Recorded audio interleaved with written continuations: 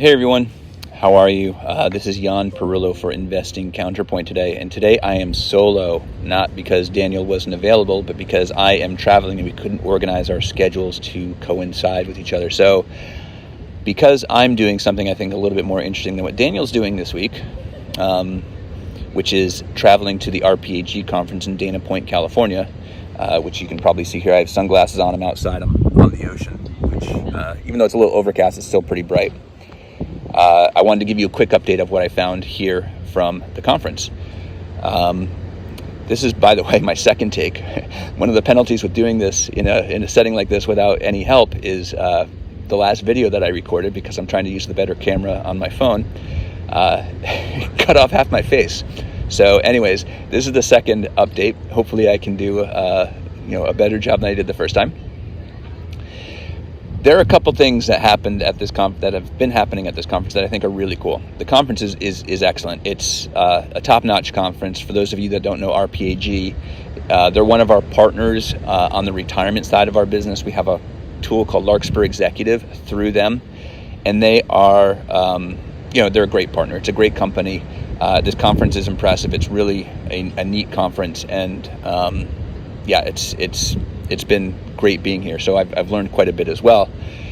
One of the things that I want to talk about today, because it's involves the theme of our podcast, and that's obviously risk management. For those of you that have tuned in for a few episodes, you know that Daniel and I tend to delve deeply into a topic about the markets in one way or the other. And we usually try to bring that back to risk somehow.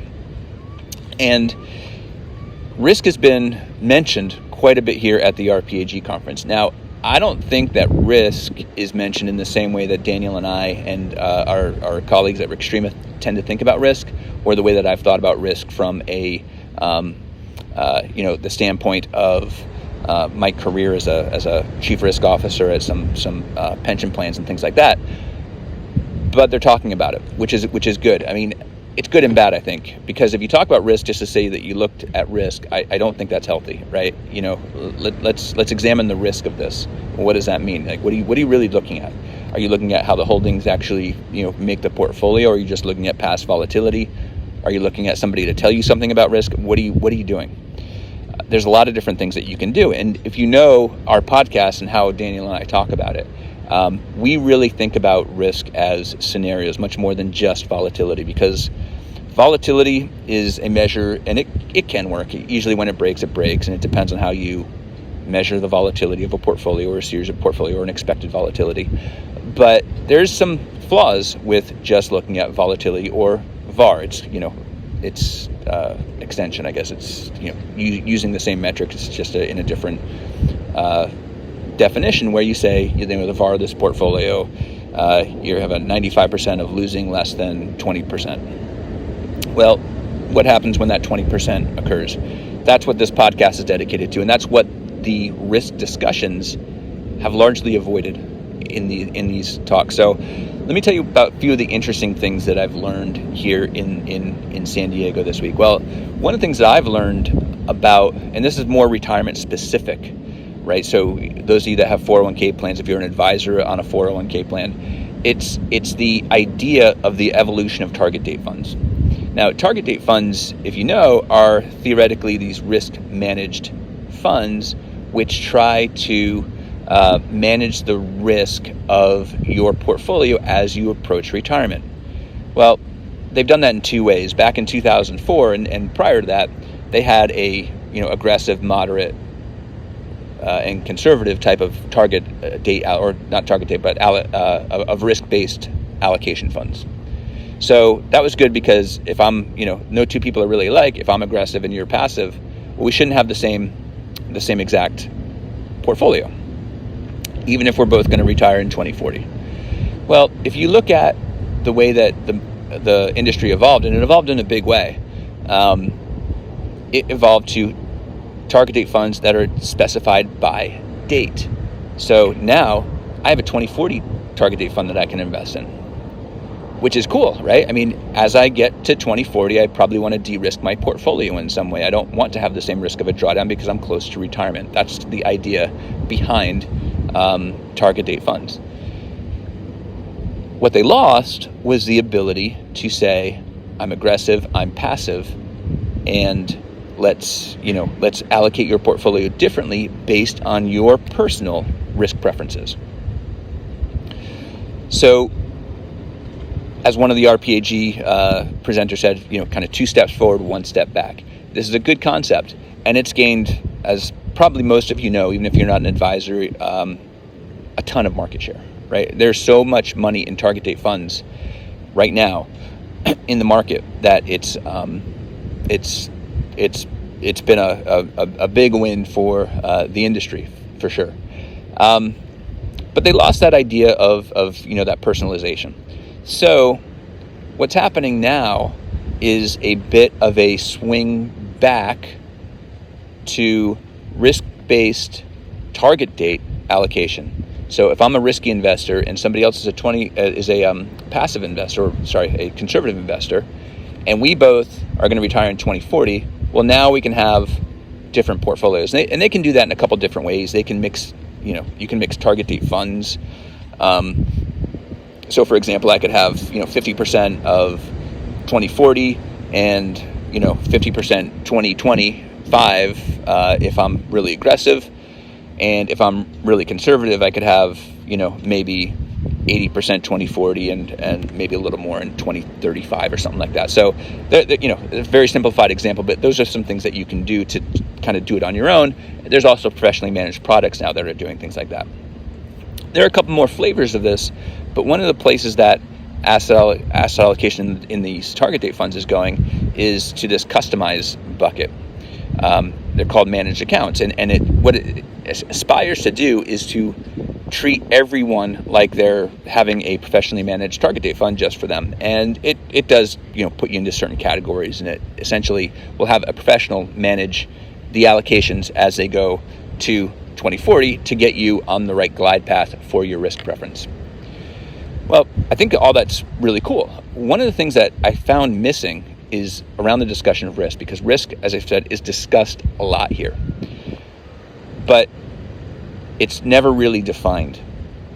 And it's almost like it's a little bit of I don't want to say lip service, because I don't believe that, but it's not. I don't think that a lot of the people that are talking about risk truly understand risk the way that someone like Daniel does, or like I do. In fact, I heard one of the speakers who was very smart, and I don't think this is what he meant, but he said something to the effect of, if your client can't handle a 50% equity market decline, they shouldn't be invested in equities. I don't really think that's what they meant, and I really disagree with it, because it's not the 50% drop in equities that is going to determine your client pain point. It's how your client's portfolio, or how your portfolio reacts to a 50% drop in equities. And those are very different things. I mean, you just think about the example I just gave you, an aggressive versus a conservative fund. They should react differently to an isolated 50% drop in equities. Now, there's other factors too, as those of you that have tuned into this podcast before know, we talk about how, what happens in China, what happens in Europe, what happens in the real estate market, what happens with rates. These things are all interconnected.